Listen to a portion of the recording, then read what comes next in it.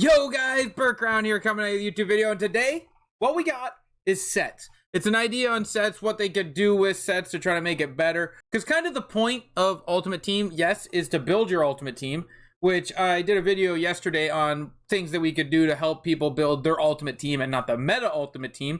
If you haven't checked that out, go check that out. It was uploaded yesterday. But also the other point of Ultimate Team with hockey cards is collecting. And I feel like Ultimate Team's kind of got away from collecting with MSPs and turn everything in for those MSP builds, whatever you want to call it. And I think we kind of need to get back to card collecting.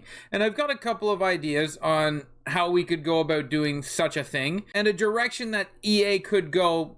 Probably not this year because it's way too late for that, but maybe years in the future if we consider it a good idea or we think it's a good idea. This will go through all leagues deep wide, and it'll just be an in general thing on what they could do and how they could go about, like Team Builders, for instance. This would be a good way of doing it and a good tier stage to doing it. But without holding up, let's get into it. Let's talk. It's just going to be a short video about collection sets and how they could handle it to get this back to a game of collecting and showing what you've collected. And then it also gives you that completion satisfaction, which I love. If there's something to get completing it, it's a great feeling. But if you do like it, guys, give it a thumbs up. Hit in the comment section down below what you think. And don't forget to hit that sub button and notification bell, guys. We are closing in on 1,500 subs.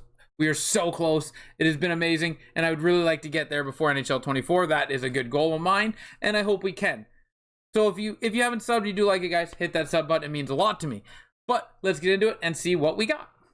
If you're like me, or the majority of NHL players, your collection probably looks something like this. Anaheim 0, 0, 0, 0, 0, 0. Across the board, you'll get a couple cards here and there, but those are just cards that are on your starting roster, right? Like 165 Dallas cards, I only have one, which is Jake Ottinger. Or if you hit Y here, you're going to notice I have my starting roster and a couple of other cards, but not many. Stuff I haven't turned in yet or exchanged to get more collectibles and work on all the fun stuff, blah, blah, blah, blah, blah.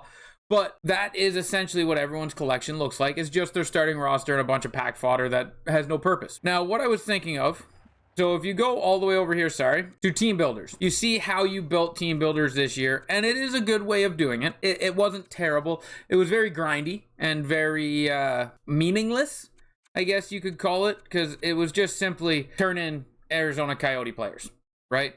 Not individual players. You don't have a card to chase. You don't have anything to get after, etc. So my idea would be, instead of doing it like that, in your sets, you would have base NHL like they used to have, right? You remember how they used to have it where if you collected all the teams, you would get packs and coins? I'm kind of going to go along with that idea, but a different direction. So you will go to Boston here. We're going to obviously go to all the way to the end because all the front cards, which would have to be put in their event category, not here, or in sets, it would just be base. You would need to collect all these jerseys, the logo, all these jerseys, all these players, right? You're collecting every base card. Ignore these Team of the Week cards.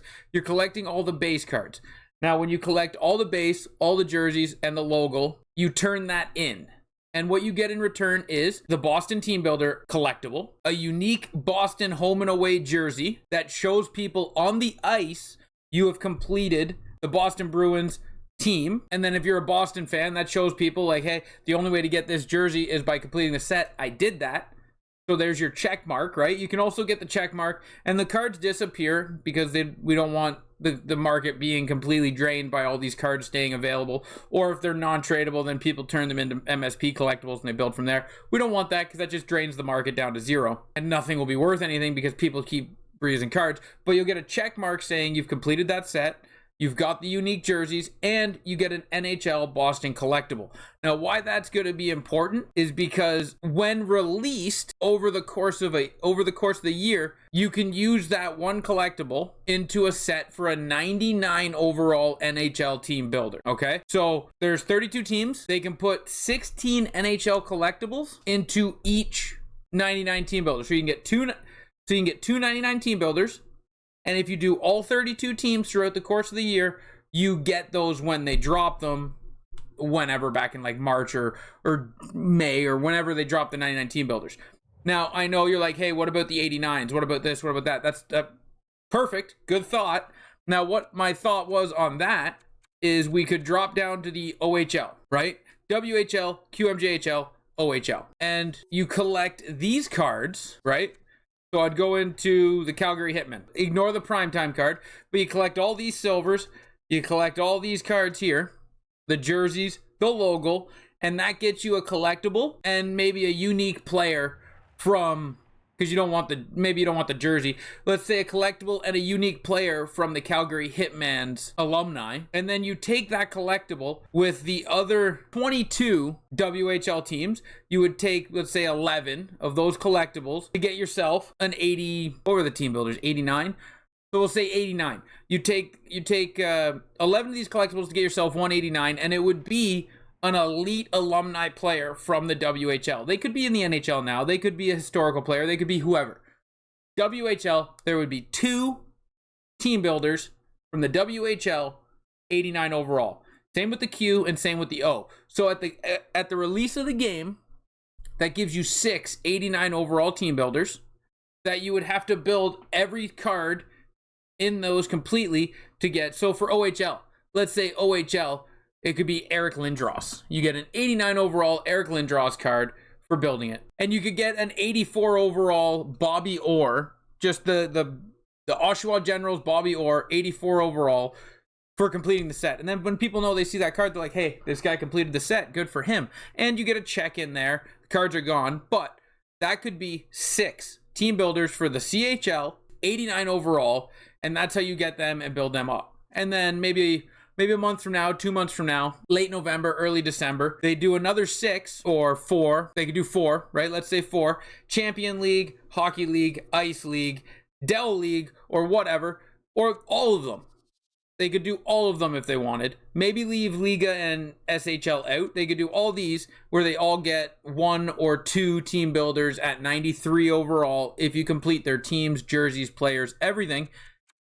And again, you would get a player, an elite player from that league. Like I think Meebus is from the Dell League. Maybe you get an 84 Meebus, or at this time it'd be November. Maybe you get an 87 Meebus for completing the Dell when that is dropped. Like you can't complete it right at the start of the year, or you could and then just hang on to that collectible and then turn it in and then get it then when it's released. But you wouldn't get the card until December or late November or whenever they did it.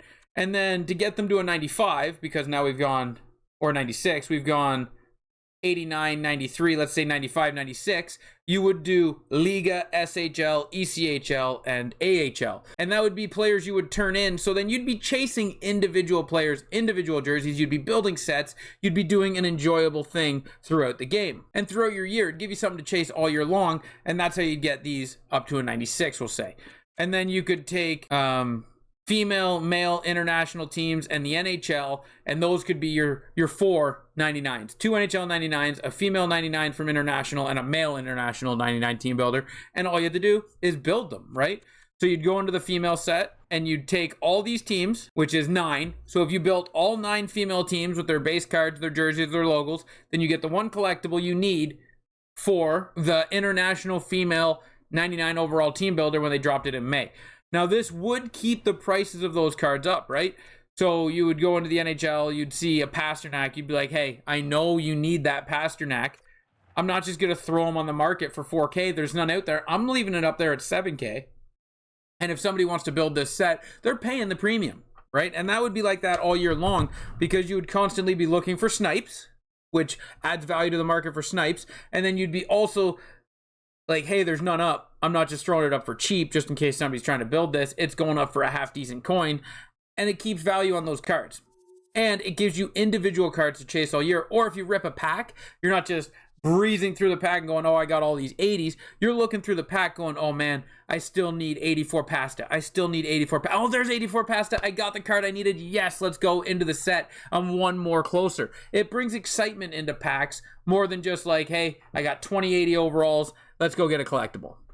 Sorry if I kind of threw a lot of random stuff at you there about it, but I thought that would be a good way to do sets, leaving cards individually having their own value and giving you cards to chase. And when you open packs, you see that and you're like, hey, this is a card I needed for my collection.